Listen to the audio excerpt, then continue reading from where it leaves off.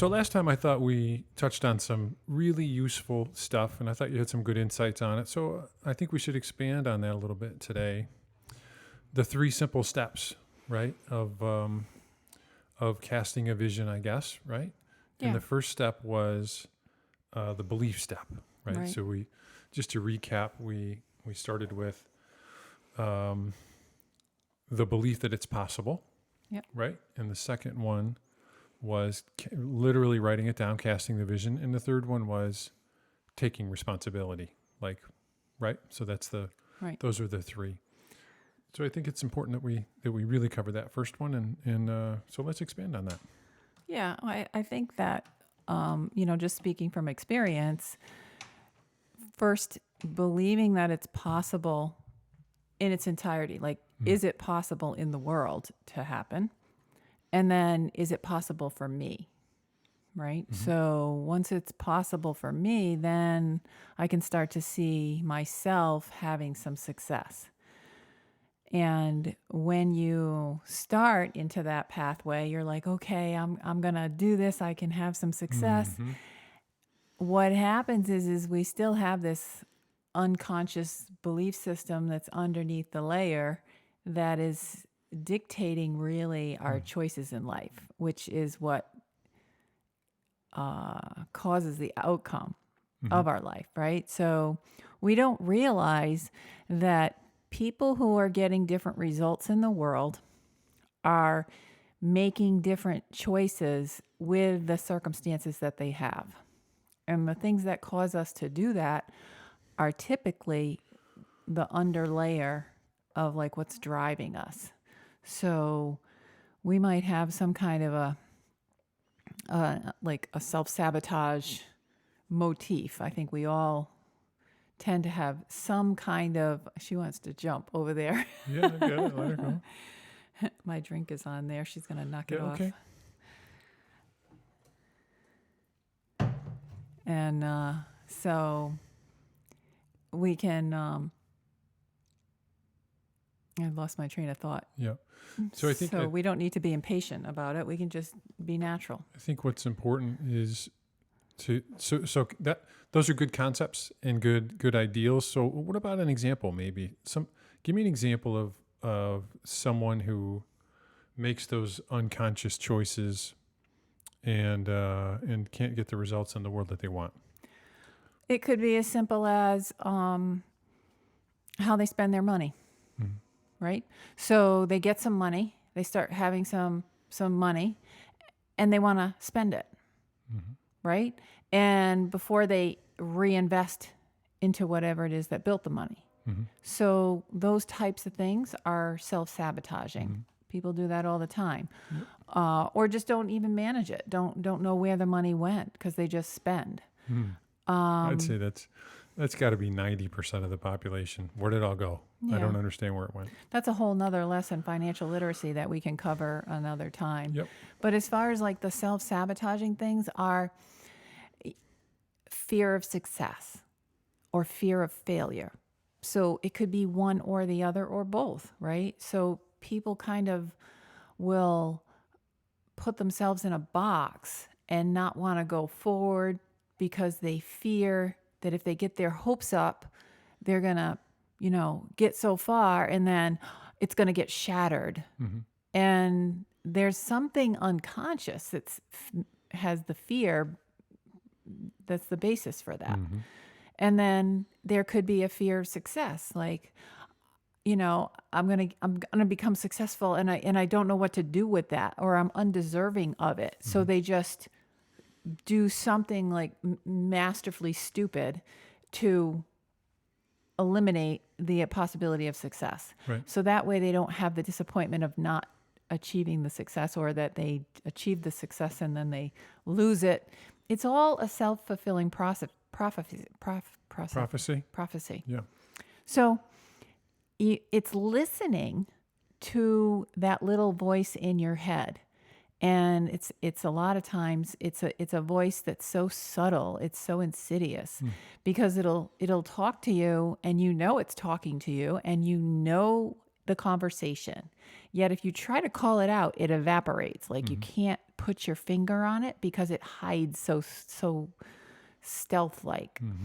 Or it induces so much shame that it's horrifying to actually admit it to yourself that that's the conversation you're having.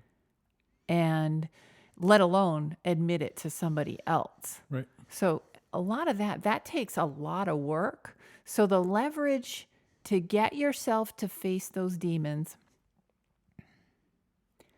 the leverage has to be so powerful and so compelling that you're willing to go there, that you're willing to put your finger on what is it that's driving me and causing me to self-sabotage?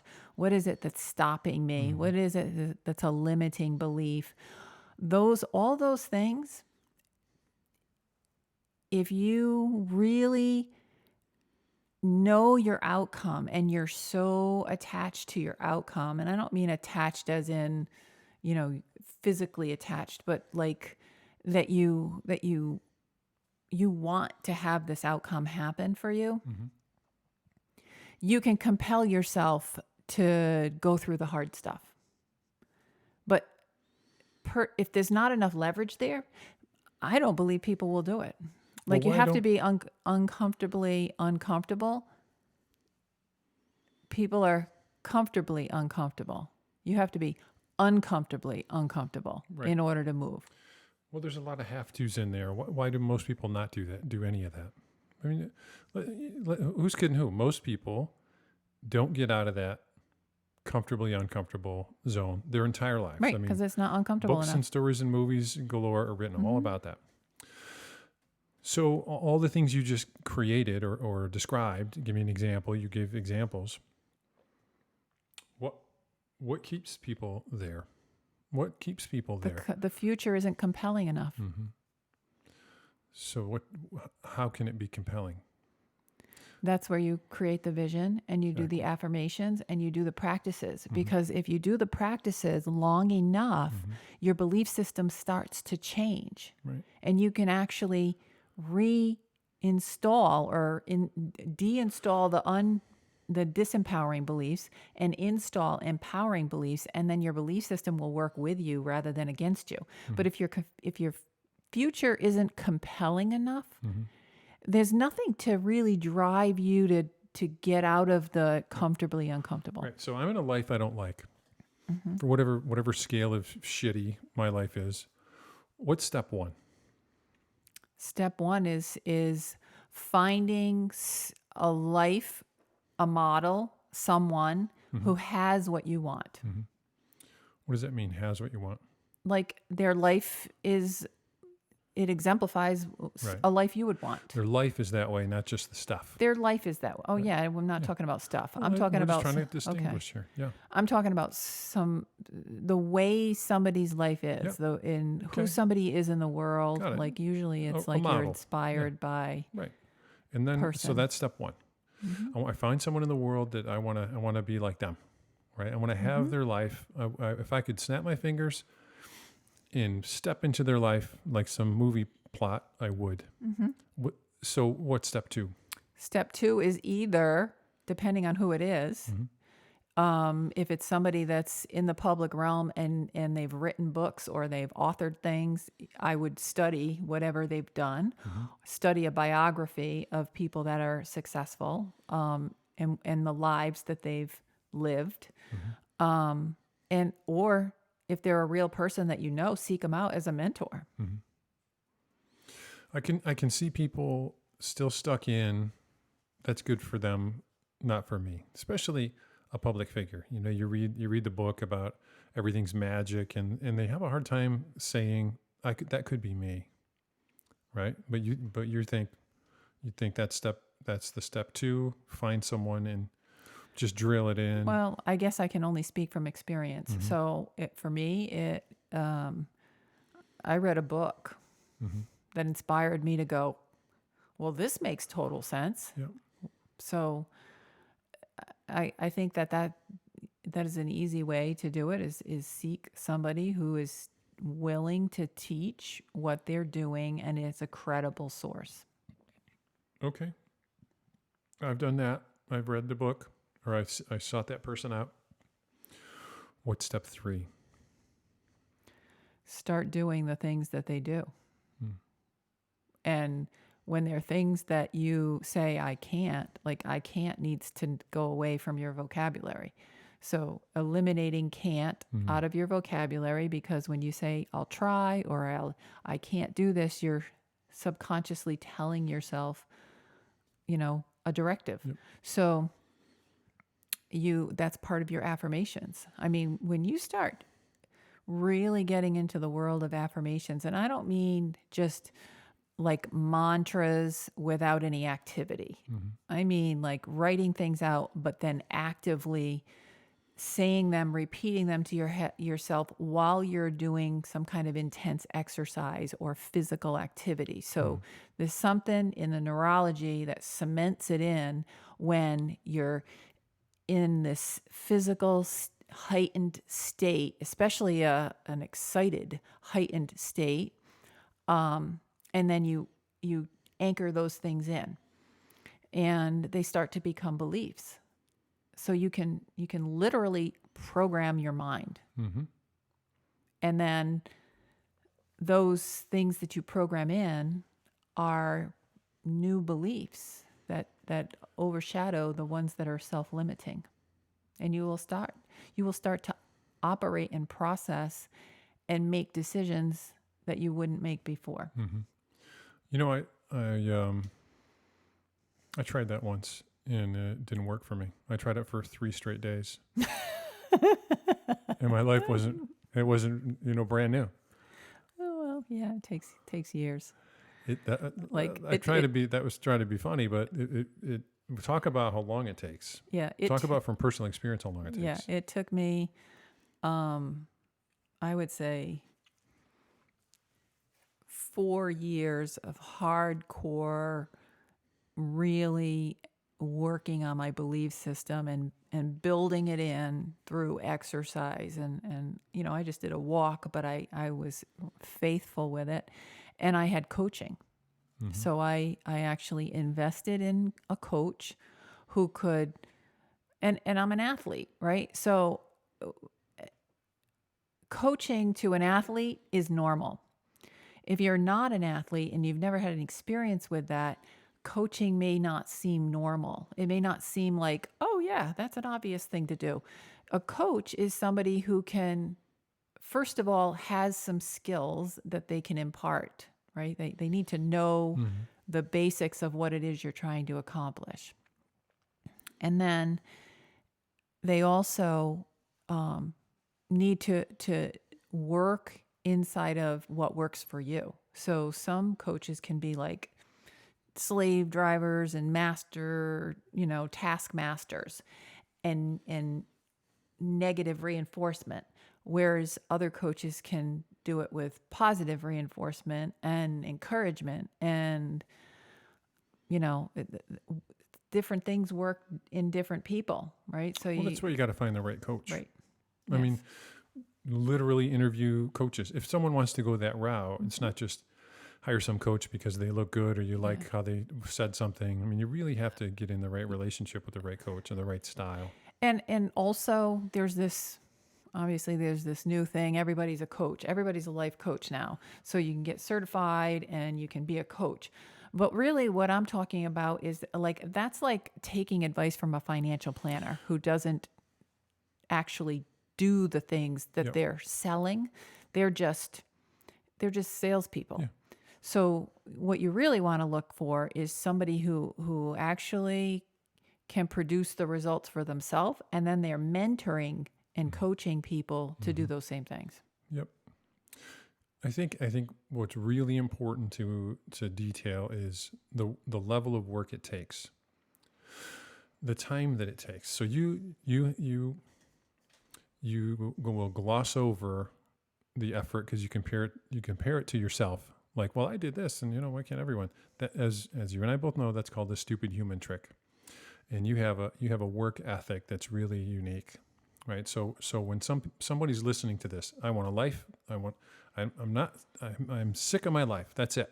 Hmm. And I'm gonna do this, man. I'm inspired. Lori and Mike have inspired me, mostly Lori. And let's take the steps. And I want to do that. So, ready, set, go. I'm gonna work hard, right? That means so many different things to so many Yeah. different people. Like I read the book once. Nothing. My life didn't change, right? We can't step over the granular, repetitive nature of habit building that's absolutely Right. required to get Well, this done. think about what a person needs to do to become a 90% free throw shooter. The Mhm. repetition, the number of shots, and the level of coaching and skill and form and all of that to become a 90% or 95% shooter. Mhm. So, what does that take? Right? It takes a lot. And where you get to the point of mastery. So, when I went, like, in my experience, when I read a book, I don't read a book to check it off and say, I read this book. I read a book and then I study it and then I try to master and integrate the things in it that I have no idea why my computer's going off and somebody's messaging me like 50,000 times. Mhm. But when mastery happens, it's because you've studied something to the point where it's integrated and you're now using it in your life So versus just knowing let it. me put that into context. What you're saying is you read a book, like pick a book or have your coach or mentor or this person that you're emulating give you a book. We said yesterday 12 Pillars, good one, 4 Agreements, good one. You just don't leave that book until you could almost, like, you can rip off the major points from memory. You Right. just don't leave that book. Right. So personally, I'm not saying this is right or for everyone, but when I hear people brag about the number of books they read, does nothing for me. Right. Not impressive at all. Anyone can turn pages and rip through. It's the level that you absorb and internalize that stuff, because there's so much wisdom in so few books. Right. Meaning, you don't have to read 100 books. These Right. people have these goals, like, I want to read 4 books a month for the next year. That's a Right. goal, book reading. Silliness, in my view. Find the book, read it over and over and over until you got it. Until the habit, when stimulus happens, response is one of the 4 agreements, for example. Right. That's the way you think now. Right. Right. So you've digested it to the point where that's the way you think now. That's when someone hears that, what I want to say is that's the difference between the people that have the results in the world and those who don't. That one thing could be the difference. Like, that mindset is the difference. I'm focused on the one thing, and I'm not going to change. You talked about 4 years, and all I did was just walk. I think that's a huge point. In our last 6 minutes, you walked. It's a walk. Everyone almost can walk, right? It's not, oh, I'm a marathon runner, I climbed the mountains. You walked, but you walked at a level of consistency that needs to be described. Well, every single day I would do it. It's called daily magic for me. But it was really a process that I was being walked through in my headset. And, I've done it with books. If I want to learn what the book is and I want to integrate that book into my thinking, so it becomes natural for me to respond from the things that I'm learning. Yep. Well, then what I do there is I listen to the book. So audiobooks, the fact that books can be on Audible and audiobooks all the time is great, because you can listen to something over and over and over again. So when we go to the gym, I'm listening to something over and over and over again. When I'm in my car, I would listen to something over and over and over again. So these same tapes, these same audios, these same CDs, whatever they are, I would be listening to them for years. The same ones, because and I used to marvel at people who could, like, speak and they'd have all this profound stuff to say. And a lot of it's not original. No. Okay. A lot of it is from reading. A lot of it is from reading to the point where it comes natural for you to be talking like that. And so it's not a script, it's not written out, it's the way you think now, it's the way you talk. So through this time of these this years long process of your reading books and firmly committed to making a change, it was easy for you because you had nothing else going on in your life, right? Yeah, right. I mean, you could just take all day long and sit around and No. listen to stuff, right? So talk about that. So, well, I was recently divorced. I had a big house to manage. I had a full-time job. I had 3 little boys.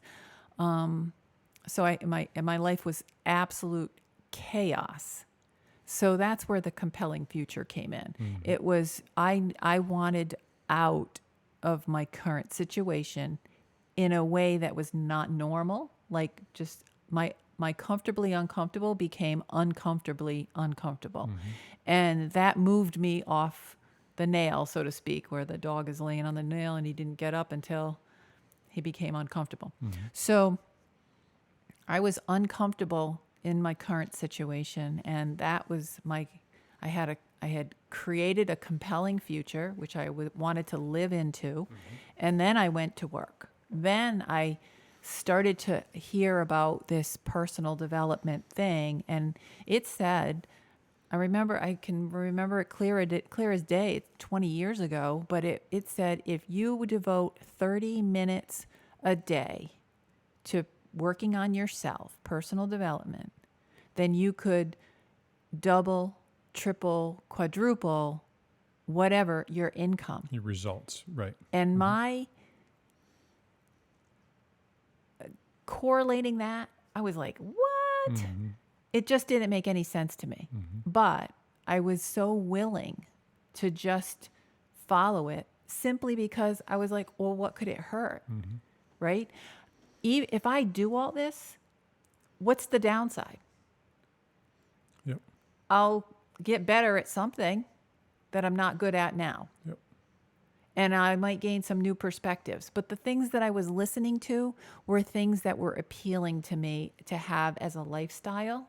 So it inspired me to actually go for it and say, you know what? I don't care if I invest 30 minutes a day.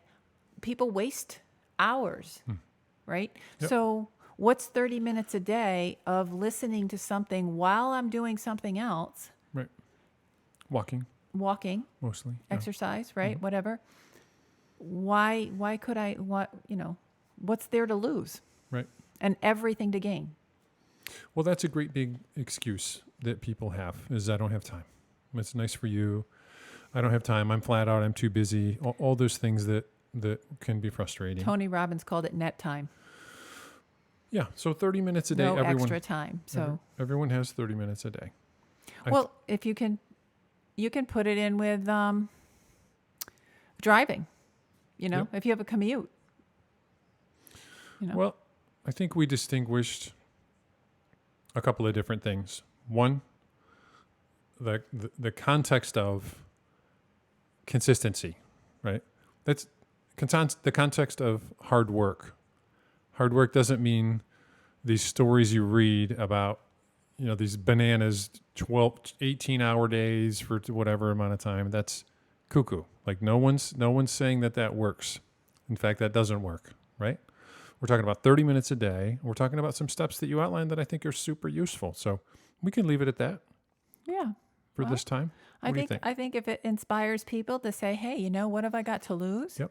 And you take that attitude, it could really make a difference in your life. Yep. And, I think that what we have here in our lives is living proof of why not?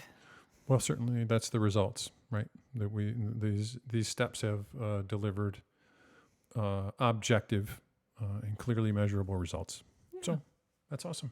Awesome. All right. Until next time. All right. Good talk. Yeah, good talk. Started a little bumpy.